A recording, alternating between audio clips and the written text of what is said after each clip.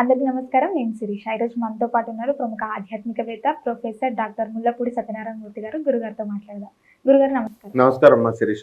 గురుగారు, ఈ డిసెంబర్ మాసంలో మిథున రాశి వారికి ఎలా ఉండబోతుందంటారు? మిథున రాశి వారు ఎప్పుడూ రారాజులే అన్నట్టు బాగానే ఉంటుంది. ఎందువల్లంటే మనకి డిసెంబర్ 5 వరకు ఈ గురుడు కర్కాటక రాశిలో ధనస్థానంలో ఉంటాడు. అక్కడ నుంచి మళ్ళీ జన్మరాశిలోకి వస్తాడు. అలాగే ఈ మిథున రాశి వారికి ఏంటంటే చిక్కడు దొరకడు. ఎన్టీఆర్ సినిమా చూడు, చిక్కడు దొరకడు అనమాట. ఆ టైపులో వీళ్ళు ఉంటారు ఈ డిసెంబర్ నెలలో. ఎప్పుడు వాళ్ళ నేచర్ అదే. విశేషించి ఈ నెలలో ఇలా ఉంటారు. ఆదాయాలు బ్రహ్మాండంగా పెరుగుతాయి వీళ్ళకి గత నెలతో పోల్చుకుంటే. కాబట్టి ఆదాయాల విషయంలో ఏం ప్రాబ్లం లేదు. ఇక ఖర్చులు వచ్చేసరికి అధికంగా ఉంటాయి. కానీ మిథున రాశి వాళ్ళు జాగ్రత్త పరులు కాబట్టి జాగ్రత్త పరులుగా ఎంత జాగ్రత్తగా ఉన్నా కూడా మళ్ళీ ఖర్చులు అవుతాయి. అంటే బంధుమిత్రులు అందరు రావడం, ఇవన్నీ కూడా అన్అవాయిడబుల్ అనమాట. రావద్దని చెప్పలేరు కదా అలా. ఆ తర్వాత ఆప్తులతో వీళ్ళకి అవరోధాలు వస్తాయి, విరోధాలు వస్తాయి. అంటే ఎలా అంటే ఇప్పుడు అన్న చెల్లెళ్ళు ఉన్నారు. అన్న చెల్లెళ్ళకి ఈ యొక్క స్థలాలు అవి ఆస్తులు పంచుతారు కదా. ఆ పంచినప్పుడు ఈవిడికి ఇస్తాననేటటువంటి వాటాలు ఈవిడికి ఇచ్చేయగా మళ్ళీ ఎక్స్ట్రాగా వీళ్ళ కళ్ళు తిన్నంగా ఉంటారు కదా. నువ్వు అడుగు, మీ నాన్న అడుగు, నీకు ఇస్తాడు, నీకేమి ఇవ్వలేదు అది ఇదని రెచ్చగొట్టడం, పనికి మళ్ళీ సలహా ఇవ్వడం. ఈ పిల్ల నిజంగానే వీళ్ళు అడగడం. మా మెయిన్ రోడ్డు మీద స్థలం ఈ అమ్మాయికి ఇవ్వడం, వెనక వైపు అన్ఇంపార్టెంట్ స్థలం కొడుక్కి ఇవ్వడం. దాంతో కొడుకు మండిపోయి చెల్లెలతో అక్కతో మాట్లాడడం మానేస్తాడు. పోనీ ఇప్పిస్తానన్న తల్లి నిజంగా ఉంటుందా అంటే ఆవిడ సైడ్ అయిపోద్ది. ఇప్పిస్తానన్న తండ్రి ఏమో కొడుకుకు ఎదురు చెప్పలేడు. అటువంటిప్పుడు ఎలా బ్యాడ్ అయ్యారు? ఈ విధంగా ఈ యొక్క మిథున రాశి వారంతా కూడా ఆప్తుల్ని కొంచెం దూరం చేసుకుంటారు. ఇది ఒక ఎత్తు అయితే, రెండోది గురుబలం లేకపోవడం వల్ల వీళ్ళు ఏం చేస్తారంటే ఎవరు చెడ్డవాళ్ళో ఎవరు మంచివాళ్ళో ఎవరు చెడ్డ సలహాలు ఇస్తున్నారో తెలుసుకోలేక వీళ్ళకు పరిచయమైనటువంటి ప్రతి ఒక్కళ్ళ దగ్గర కూడా వీళ్ళు స్నేహం చేయడము, దాని ద్వారా వ్యాపారాలు చేయడమో లేకపోతే వేరే వ్యవహారాలు పెట్టుకోవడము, దీని ద్వారా లాస్ అవ్వడానికి కూడా అవకాశాలు అధికంగా ఉన్నాయి.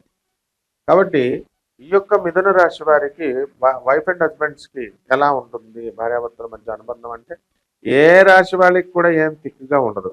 కానీ మిథున రాశి వాళ్ళకు మాత్రము నటనలో వీళ్ళు ఎన్టీఆర్ నాగేశ్వరరావు గారి కంటే కూడా చాలా టాప్ అనమాట. వీళ్ళు నటించేస్తారు వీళ్ళు.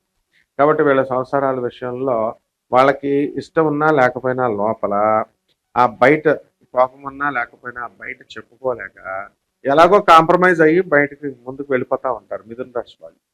అదే మిగతా రాశి వాళ్ళు అయితే కోర్టులకు వెళ్ళిపోవడం, కొట్లాటలు, ఫైటింగ్లు చేసుకోవడం ఇలా జరుగుతూ ఉంటాయి. ఉద్యోగాల విషయంలో ఏం ప్రాబ్లం లేదు.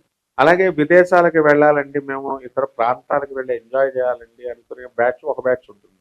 విదేశాలకు వెళ్ళి మేము ఉద్యోగాలు చేయాలండి అనే బ్యాచ్ ఒకటి ఉంటుంది.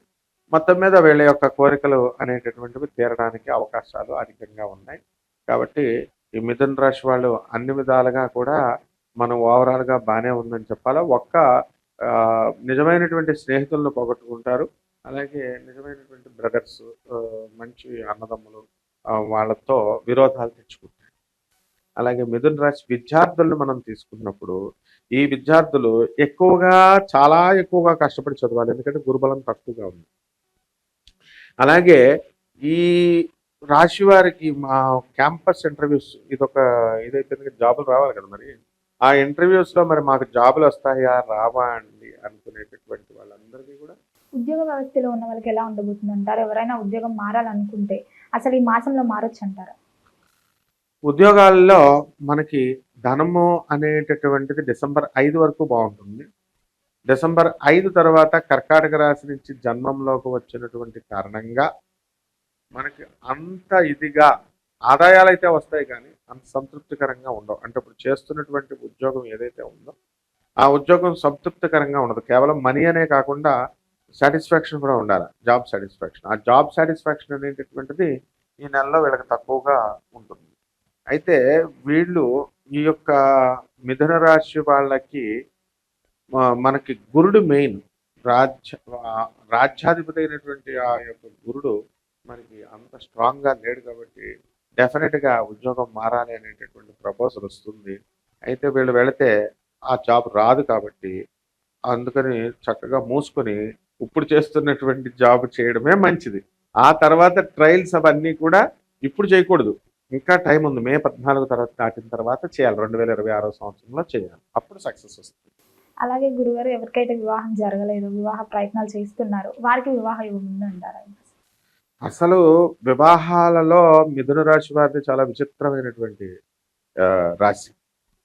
ఇప్పుడంటే యువత వివాహాలు చేసుకోకుండా dating, coliving, living in relations అని ఆ వాటిల్లో ఉండడం, విదేశాలకు వెళ్ళి ఆ ఫారిన్ కల్చర్ అలవాటు అయ్యి అలా ఇప్పుడు విముఖత చూపిస్తున్నారు వివాహాల మీద. కొంత పర్సెంట్ ఇంకా కొత్త మొత్తుగా మారిపోలేదు.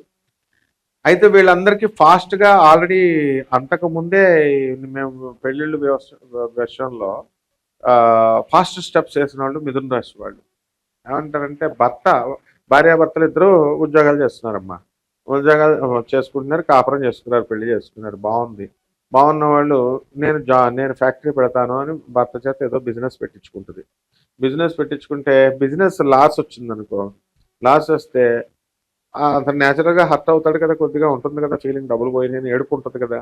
అదేదో ఏడుస్తుంటే నోరు మూసుకొని ఉండొచ్చు కదా ఈ అమ్మాయి, వెళ్ళి నా వల్ల అయిందా, నా వల్ల ఫీల్ అవుతున్నావా, మనం విడిపోదామా అని వాడికి లేనిపోని థాట్స్ అన్నీ ఇచ్చి, లేనిపోని ప్రపోజల్స్ అన్నీ ఇచ్చి, నిజంగానే సరదాగా చేసినటువంటి ప్రపోజలు నిజంగానే సీరియస్ అయినటువంటి కేసెస్ ఉన్నాయి. కాబట్టి ఆ విధంగా ఈ యొక్క మిథున రాశి వాళ్ళు ఈ బ్రెయిన్లెస్గా ప్రవర్తించడం అంటారు దీన్ని. కాబట్టి పెళ్ళిళ్ళు కానటువంటి వాళ్ళకి ఇప్పుడు వివాహాలు ఈ సంవత్సరంలో అవ్వవు. వివాహాలు మ్యాచెస్కి వెళ్ళి కూర్చొని కుదుర్చుకొని ఉంచుకుంటారు అంతే. ఇంకా కొంచెం టైం ఉందన్నమాట వీళ్ళకి వివాహాలు అవ్వడానికి. అలాగే సంతానం, నెక్స్ట్ సంతానం కూడా కలగదన్నమాట వీళ్ళకి. ఎప్పుడైతే ఎన్నో సంవత్సరాలుగా 14 సంవత్సరాలకి మాకు పెళ్ళి అవ్వట్లేదండి ఇలా వెయిట్ చేసేవాళ్ళంతా కూడా వెయిట్ చేస్తూ ఉన్నారు. అయితే మనం ఇవన్నీ కూడా గోచార రీత్యా మనం చెప్తున్నాం కాబట్టి కోటాను కోట్ల మందిని కామన్ ప్లాట్ఫారం మీద చెప్పబడేటటువంటి శాస్త్రం ఇది. కాబట్టి ఇప్పుడు మనం అది కాకుండా ఏం తీసుకోవాలి వీళ్ళు అంటే, మనం వ్యక్తిగత జాతకాలు తీసుకోవాలి. వీళ్ళ డేట్ ఆఫ్ బర్త్ని బట్టి, టైమింగ్ని బట్టి జాగ్రత్తగా మనం చూడాలి. చూసిన తర్వాత నాసా రిపోర్ట్స్ని బట్టి వచ్చేటటువంటి రీడింగ్స్ని బట్టి దాన్ని మోడర్న్ సైన్స్ని అలాగే ప్రాచీనమైనటువంటి జ్యోతిష్ శాస్త్రాన్ని అన్నింటిని మిళితం చేసి జాగ్రత్తగా అబ్జర్వ్ చేయాలి. మనం అలా కనుక వీళ్ళు చెప్పించుకోకుండా జ్యోతిష్కుడికి డబ్బులు ఎందుకు ఇవ్వడం అని చెప్పేసి సొంత కవిత్వాలు చేసి కోట్ల రూపాయలు ఖర్చు పెట్టి పెళ్లి చేస్తారు. జ్యోతిష్కుడికి ఆఫ్టర్ ఆల్ కొంత డబ్బులు ఇవ్వడానికి ఎగ్గొట్టాలని ఏమవుతుంది, లాస్ట్ డైవర్స్ల వరకు వెళ్తున్నారు.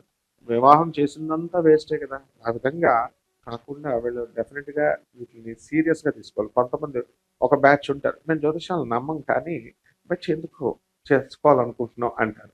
ఈ బ్యాచ్ మనం నమ్మినా నమ్మకపోయినా మనం నడుము రగ్గొట్టి ఎప్పుడు ఏది జరగాలో అది జరిగించేదే గ్రహాలు, ఆ గ్రహాలే భగవత్ స్వరూపం, అదే జ్యోతిష్యం. కాబట్టి జాగ్రత్తగా ఇటువంటి వాళ్ళు పరిహారాలు ఏం చేసుకోవాలంటే, ఈ యొక్క మిథున రాశి వారికి మనకి గురుబలం లేదు కాబట్టి గురు జపం చేసుకోవాలా, గురు స్తోత్రాలు చదవాలా. గురువుకి కిలోంపావు శనగల్ని పసుపు రంగు వస్త్రాలను ఇచ్చి పేద బ్రాహ్మణకి మనము గురువారం నాడు ఉదయం తెల్లవారుజాము 3 గంటలకు ఇవ్వాలి. 3 గంటలకి ఏ పంతులు గారు రారు కాబట్టి తీసుకోవడానికి 6 గంటలకి ఆయనకిచ్చి మనము ప్రదక్షిణాలు మేడి చెట్టు ఉంటుంది, మేడి చెట్టు అరటి చెట్టు అంటాం, ఆ మేడి చెట్టు చుట్టూ ప్రదక్షిణాలు చేసుకుంటూ ఓం దత్తాత్రేయాయ నమః అంటూ తిరుగుతూ ఆ దత్తాత్రేయ స్వాముల వారికి మనం కనుక గురుచరిత్ర పారాయణ చేసుకున్నట్లయితే బ్రహ్మాండంగా ఉంటుందమ్మా. మొత్తం మీద గురుగారు ఈ డిసెంబర్ మాసంలో మిథున రాశి వారికి ఎలా ఉండబోతుంది, ఎలాంటి జాగ్రత్తలు తీసుకోవాలి, ఏ దైవాన్ని పూజించాలి, ఎలాంటి పరిహారాలు చేసుకోవాలో తెలియజేసినందుకు ధన్యవాదాలు. ధన్యవాదాలు.